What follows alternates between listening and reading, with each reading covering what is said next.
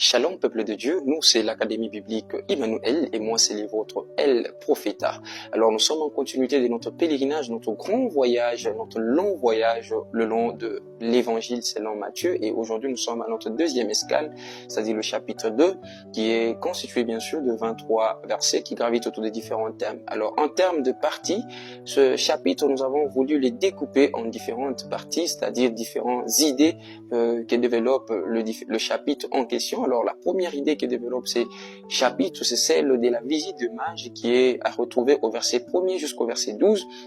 Où nous avons les mages qui viennent visiter Jésus après sa naissance. Ils vont suivre l'étoile et ils vont tomber dans la maison du roi Hérode où ils vont poser la fameuse question: où est le roi des Juifs qui vient de naître? Nous sommes venus pour l'adorer. Ce qui va susciter la colère, la haine, la jalousie des Hérode qui était pour l'instant le roi, et entendre qu'il y a un roi qui venait de naître, ça n'allait pas l'enchanter. Ainsi, il va émettre, bien sûr, après tout ce qui a eu à se passer, il va émettre cet ordre qui va autoriser de tuer tous les enfants de 2 ans et moins. Là, nous en sommes déjà à notre deuxième partie où Dieu va avertir Joseph en songe et lui dit: prends les petits enfants et sa mère, amène-les en Égypte car on va vouloir le tuer par ses ennemis.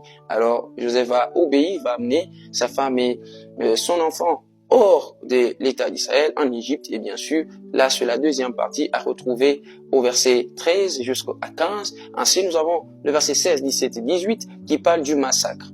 Le massacre qui va venir juste après, et Hérode va mettre à exécution son ordre, et on va tuer tous ses enfants, comme l'avait prédit le prophète Jérémie dans Jérémie 31, 15, où on entend des cris à Rama, Rachel pleure ses enfants. C'est ce qui s'est passé ces jours-là. Et juste après, la quatrième partie, c'est au niveau maintenant du retour. Lorsque maintenant, cette histoire va passer, et Dieu va encore autoriser à Joseph de rentrer maintenant, juste après la mort d'Hérode. Ainsi, ce qui s'est passé, il a dit, ceux qui en voulaient à sa vie ne sont plus, tu peux rentrer. Et Joseph va rentrer, mais averti encore par Dieu, il va cette fois-ci choisir d'amener l'enfant dans l'état de Galilée et précisément dans la ville de Nazareth. Donc, c'est un peu les différents contenus du chapitre 4. Alors, en termes d'enseignements clés que nous avons tiré simplement 3 enseignements sur le nombre qui puisse exister, mais nous en avons pris d'abord 3 principaux enseignements, bien sûr.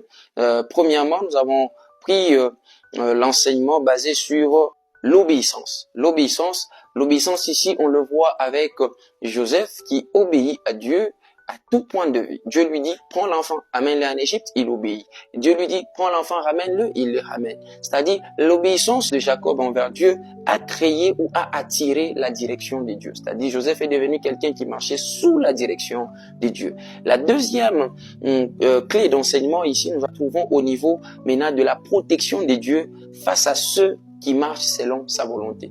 Une personne qui marche selon la volonté de Dieu, c'est une personne protégée de Dieu parce que il est en train d'accomplir la volonté de Dieu. Dieu ne peut pas t'amener sur son chemin, sur le chemin où tu marches. Il y a la volonté de Dieu. Dieu ne peut pas permettre qu'un incident ou quelque chose de mal puisse t'arriver parce que il se doit de te protéger comme tu es en train de faire sa volonté. La troisième clé d'enseignement, on l'a mis sur l'aspect adoration. C'est bien sûr l'aspect où Jésus est le seul qui mérite notre adoration.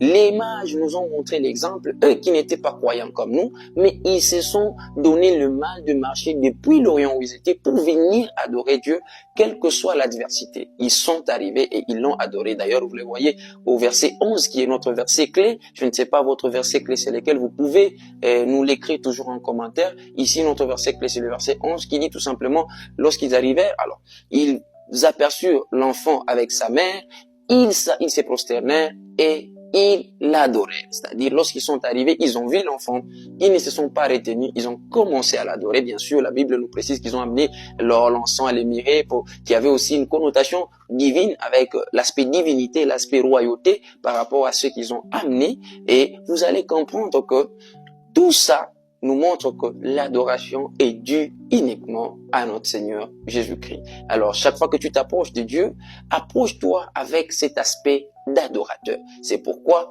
quand tu t'approches de Jésus, il n'y a que 2 attitudes que tu peux prendre. La première, c'est celle des mages, où tu te décides de l'adorer. Et la deuxième, c'est celle des autres, où tu te décides de t'opposer à lui. Alors, moi, je te conseillerais de prendre la première, qui est celle des adorateurs, qui est celle des mages, et d'adorer Dieu. Nous allons finir par cette courte prière. Seigneur notre Dieu, nous te bénissons parce que tu nous as donné de marcher encore d'un pas en avant sur ce chapitre 2. Nous croyons que tu vas nous aider à devenir ces adorateurs véritables que tu veux de nous et que tu vas nous aider à t'obéir et à attendre ta direction. Dans le nom de Jésus. Amen.